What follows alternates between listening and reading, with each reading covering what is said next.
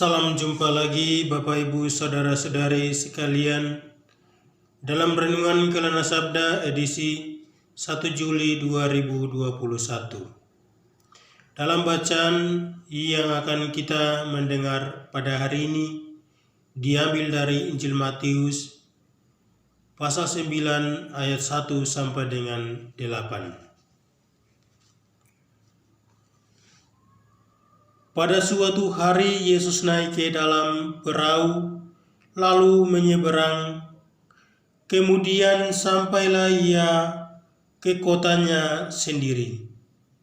Maka dibawalah kepadanya seorang lumpuh yang berbaring di tempat tidurnya. Ketika Yesus melihat iman mereka, berkatalah ia kepada si lumpuh, "Percayalah anakku, dosamu sudah diampuni." Maka berkatalah beberapa hal di Taurat dalam hatinya, ia mengucat Allah. Tetapi Yesus mengetahui pikiran mereka, lalu berkata, "Mengapa kalian memikirkan hal-hal yang jahat dalam hatimu? Manakah yang lebih mudah mengatakan dosamu sudah diampuni, atau mengatakan bangunlah dan berjalanlah? Tetapi supaya kalian tahu bahwa di dunia ini Anak Manusia berkuasa mengampuni dosa." Lalu berkatalah ia kepada si lumpuh, "Bangunlah, angkatlah tempat tidurmu, dan pulanglah ke rumahmu." Dan orang itu pun bangun lalu pulang. Maka orang banyak yang melihat hal itu takut, lalu memuliakan Allah karena ia telah memberi kuasa demikian besar kepada manusia. Demikianlah sabda Tuhan.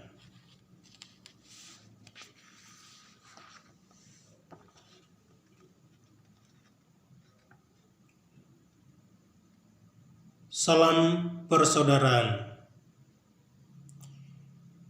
Injil yang baru saja mendengar bersama dikisahkan tentang Yesus menyembuhkan orang yang sakit lumpuh.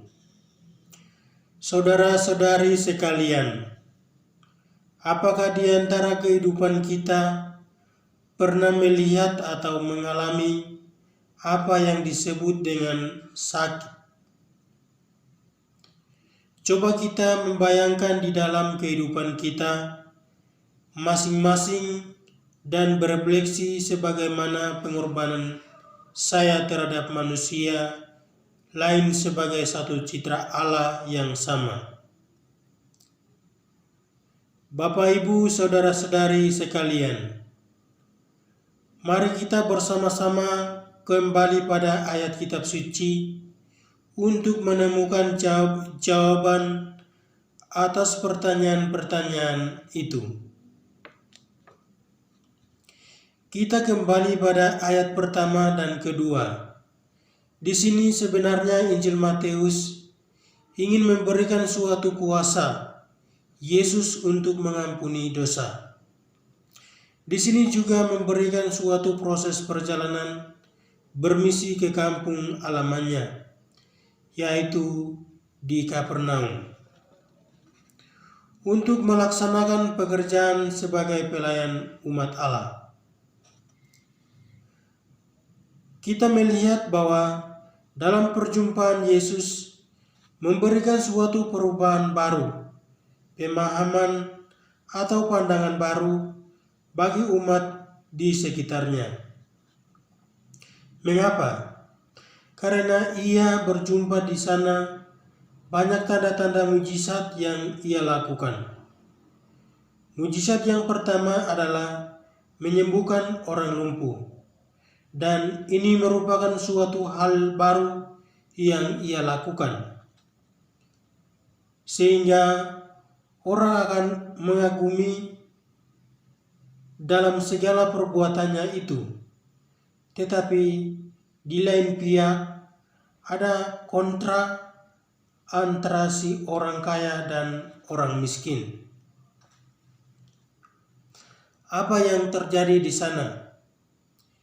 Reaksi apa yang dilakukan oleh orang-orang kaya dan orang sakit atau orang miskin? Pertama, reaksi orang miskin. Mereka membawa orang lumpuh di hadapan Yesus dengan suatu pengharapan yang sangat besar, yaitu untuk menyembuhkan orang sakit, untuk mengurapi orang sakit dan menyapa dia sebagai orang berdosa. Mereka ini memiliki keterbukaan yang sungguh luar biasa. Mereka tidak memandang dia sebagai sang raja, tetapi dengan suatu ketekatan yang sangat mendalam untuk datang mendekatkan diri kepada Yesus, agar dia mengampuni segala dosa yang ia lakukan. Mereka datang tidak mengungkapkan suatu pun, termasuk kata-kata pun. Tetapi Yesus tahu terlebih dahulu tentang tujuan datangnya masyarakat ini, sehingga tindakan apa yang dia lakukan. Pertama, kata-kata peneguhan. Percayalah anakku, dosamu sudah diampuni. Bapak, Ibu, saudara-saudari yang terkasih, sangat menarik kalau kita berefleksi lebih mendalam. Kalau kita mengosongkan diri seutuhnya kepada Tuhan, segala sesuatu, tantangan apapun akan diringankan. Tuhan Yesus adalah salah satu seorang yang tak pernah iri hati apapun. Ia selalu mengorbankan dirinya untuk sepenuhnya kepada orang lain. Coba kita bayangkan sendiri, jikalau seorang yang tak kenal datang di hadapan kita untuk memohon bantuan, mungkin karena sakit ataupun kebutuhan-kebutuhan lain. Apakah kita mencoba untuk menerima tawaran itu? Saya pikir tidak, karena semua orang merasa mementingkan diri sendiri dan selalu menimbulkan iri hati dan pastinya mengeluarkan kata-kata yang tak beretika. Ini sering terjadi di dalam kehidupan kita. Bapak, Ibu, saudara-saudari yang terkasih dalam Tuhan kita Yesus Kristus. Reaksi orang-orang Farisi pada saat itu, muncul ketidakpercayaan dan apa yang terjadi di sana. Mereka mengatakan ia memucat Allah. Tetapi kita tahu bahwa si pemuda sakit mengantar mereka untuk percaya akan iman mereka sendiri. Kalau kita melihat secara historisnya, di sana orang Farisi pada waktu itu memiliki dua struktur hierarkis, yaitu kaum miskin dan orang kaya. Dalam budaya mereka, orang miskin dikategorikan sebagai orang-orang yang tak punya apa-apa, sehingga orang sakit semacam ini pun orang kaya membiarkan dia untuk menanggung penderitaannya sendiri. Mengapa saya mengatakan demikian? Karena bukti bahwa orang lumpuh yang sedang sakit menderita itu tidak pernah membantu oleh siapapun. Ia hanya tidur satu tempat. Bapak, Ibu, saudara-saudari yang terkasih, dan pada saat ini Yesus memberikan suatu pandangan yang luas bagi orang-orang di sekitar itu. Melalui kesaksiannya,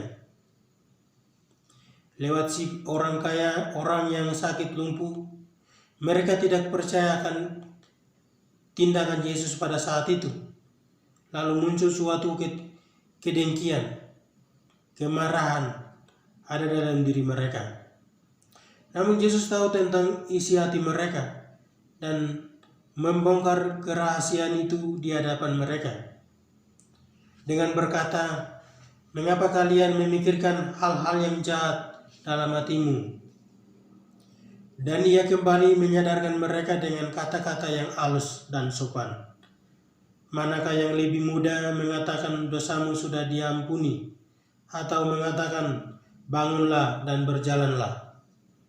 Lalu Yesus menegaskan lebih mendalam, di dunia ini anak manusia berkuasa mengampuni dosa. Kalau kita berefleksi tentang Yesus ini, dilihat sebagai kealahannya, pantas disebut sebagai penguasa dunia.